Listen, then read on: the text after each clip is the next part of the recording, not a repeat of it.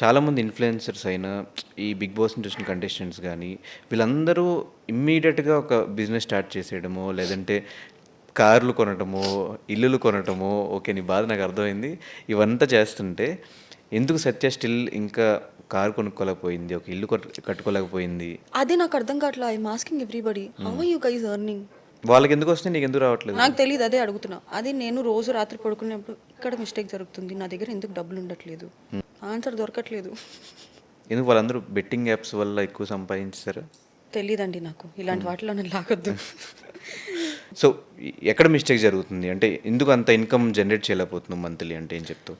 ప్రతి ఒక్కళ్ళు వాళ్ళ సంపాదన monthly 10 lakhs, 15 lakhs, 20 lakhs per month వస్తుంటే, నీకెందుకు అవి రావట్లేదు అనేది నా డౌట్. నాకు ఎంత వస్తాయి నీకు తెలుసుగా, ఎంత వస్తాయి చెప్పు. 2 lakhs, 3 lakhs per month hardly. అది హార్డ్లీ, అది కూడా ఏమన్నా బ్రాండ్స్ ఉంటే. నువ్వు ఒక పోస్ట్‌కి గానీ, ఒక రీల్‌కి గానీ ఎంత తీసుకుంటున్నావు? It depends on the brand.